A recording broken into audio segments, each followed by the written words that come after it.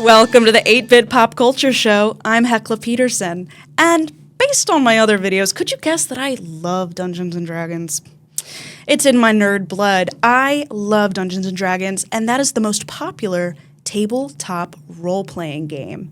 Tabletop role-playing games are like you imagine when you think of Dungeons & Dragons. When people sit around a table, they create their own characters, and they play in these magical adventures. There might be dice.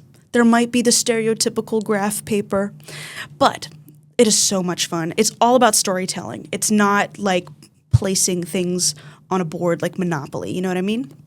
Well, a tabletop role-play game show is coming to Richmond, and today I'm talking to the director of Roles to Play. Welcome to the show. It's great to be here. Thank you so much for having us. I am so excited to talk about tabletop roleplay games. It is my love and my wheelhouse, and I want more people to know what it is because, as we've discussed, Richmond has a great community for it. Oh, yeah. It's a huge community in Richmond that is heavily immersed in tabletop roleplay on a wide level here. It's amazing. Yeah.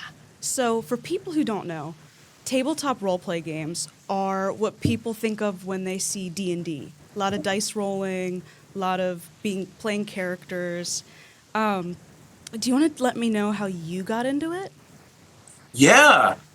For me, I was growing up in Florida at the time, and it was not a really big D&D community where I grew up. Yeah. And I found it with my friends who sort of brought me in and like, okay, we're going to play a board game, sort of, that involves putting on an accent or going into character and really immersing yourself in this fantasy world. Yeah.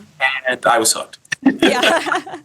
And it's hard to get into this game if you don't have a group of people or a great community for it, because you can't, I mean, there are ways, but it's really not a solo game to play.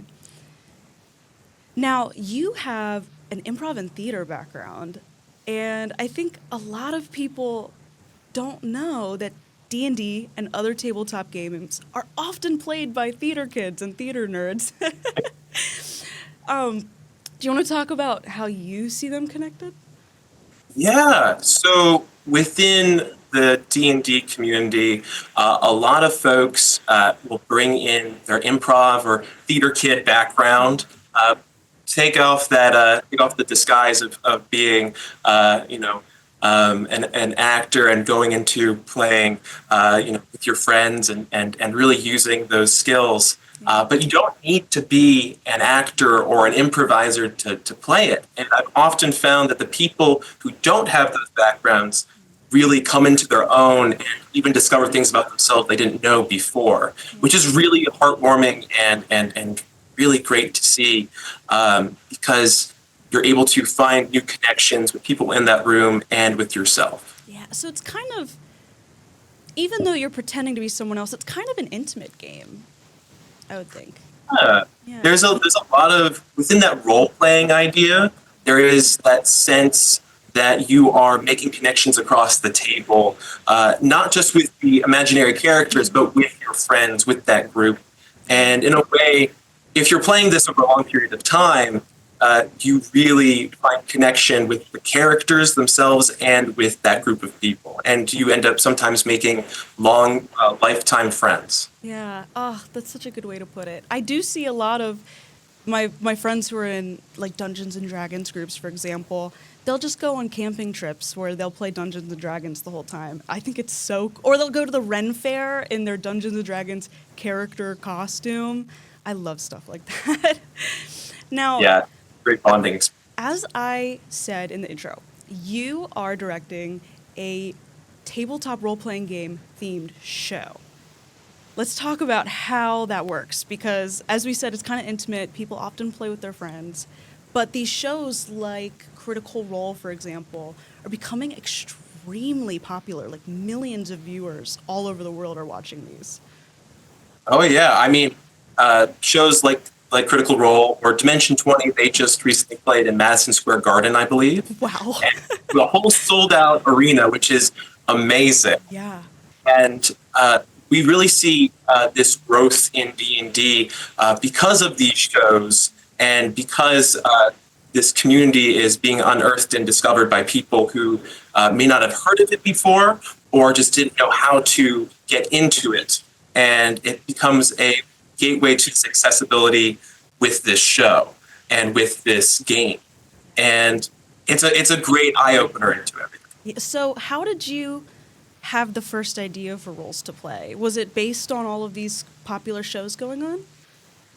Yeah, I listened to a lot of the shows just over the radio, basically. Yeah. And I think what really makes a great show is if you're able to listen to it and just imagine the world and be transported. And it also really brought me to this idea of this friendship that people would share with each other at the table.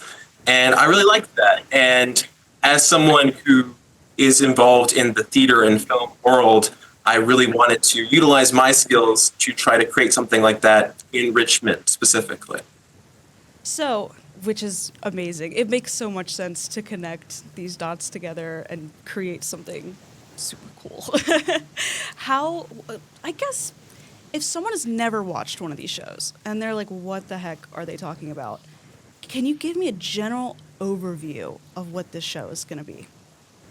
So for a TTRPG, a tabletop role-playing game, people are going to be around a table. They're going to be immersing themselves in the world by telling you what the world is going to look like. They're going to describe it for you. And in our show, we also do miniatures, which are graciously supplied to us by a lot of amazing folks out there. And we end up taking you and giving you a bird's eye view, basically the whole entire world to go from place to place to place. And if you want to escape reality for a little bit, this show's for you, and you can enjoy the fantasy for a while. I love it. So you really don't need to be a player or know the rules to enjoy a show like this. Exactly. And sometimes we take our own little liberations with it. So it's a great way to also learn and get involved in it as well, because some folks at the table don't always have as strong a background as others. So there's sometimes explanations that happen during the game. And it's a great way, if you're listening, you're able to discover, oh, I don't know what that is, but I'm really curious what it is. And you can go look it up later. That makes so much sense. And the story you're telling, it's not Dungeons and Dragons, and it's not one of those, if you don't know, if people don't know, you can get these pre-made stories where you can play in the world of Doctor Who, My Little Pony, or things that are more magical and nuanced. But your story is not from one of these books. It is a brand new story in a brand new world. Yes, we created a small module for our first season, which was created by Michael Aiden, Zeke Taylor, and myself. And it was a very organic process that we would go back and forth, have meetings every week or so, and talk about the process. Michael is our head writer for the season, and what goes into a module, which is sort of like the guidelines, if you will, for a game master, the person leading our group of friends, is it goes into like the rules of what happens when you encounter different things, as well as descriptions of the world. So that way, not everything is off the dome, but there is plenty of that. And it's basically a good map for our game master, our host. Yeah, that is so cool that it's just a fully original story. And even if someone else tried to play the same module, it would end up being totally different because of all the choices you're making in character or as the DM on the spot. It's what a unique way to have a show. I love this concept. Yeah, that's one of the beauties of doing those kind of shows, because you can easily, one experience not be the same as another. Sort of in the same way that theater is different from film. It's you're going to get a different show every night. But for the world of D&D and everything, if you're given a module, your interpretation of that story is going to be different than someone else at a different table. Yeah.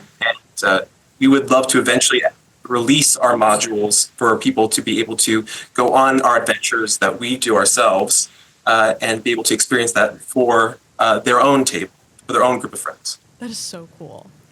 And so we talked about community a little bit, but you've collaborated with a lot of restaurants in the community. Can you tell me about that? Yeah, actually, one of our biggest collaborators is Unplugged Games Cafe in Midlothian, Virginia. They were so kind, the Gullah family.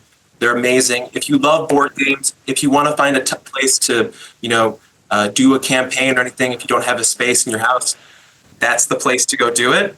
They have amazing food and they have board games on all the walls.